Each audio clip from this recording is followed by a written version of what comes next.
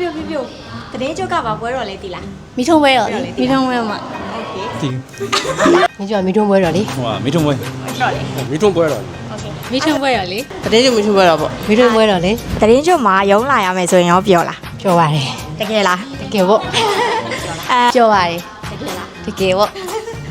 ပြောမှဘာလို့လဲအဲ့ချင်းလို့ ပြောတာပေါ့ ဘာလို့လဲ ဘာမှမဟုတ်ဒီတိုင်းပဲရုံးလာရင်ကိုပြောတာ ပြောလား မပြောဘူးမ ဘာလို့လဲ အဲအဖေတို့မေတို့နဲ့လဲကျင်လို့ အဲ့ဆို ပြောဦး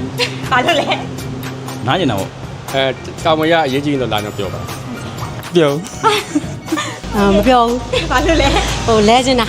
အဲ့ဆိုရင်အမကြီးကနေမဘိုးရမယ်ဆိုရင်ဘယ်လောက်လိုချင်လဲ 2000ပြီးတလောက်ပါပဲ တော်ပြီလားတကယ်လား ဟုတ် ကောင်းချင်တဲ့မောင်မရှိဘူးလား မရှိဘူး ဟော့ပေါ့စားမယ်ဆိုတော့3000လောက် အာတော်ပြီ တသိန်းမှာ 2000လောက် တို့လိုချင်တာပေါ့ဒါပေမဲ့မမပေးတဲ့လောက်ပဲယူမှာပေါ့ ဟုတ်လား မမတို့ပေးသလားပေါ့ ပြောတော့ပါဦး ဘာလို့လဲ များအောင်ဆိုတော့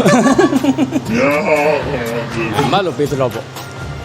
မမြတော်ရဲ့ချစ်ရတဲ့ customer တွေရောတရင်ကျွတ်မှာဘာစီစီရှိလဲဆိုတော့ကောက်မှမှာပြောတာပဲဦးနော်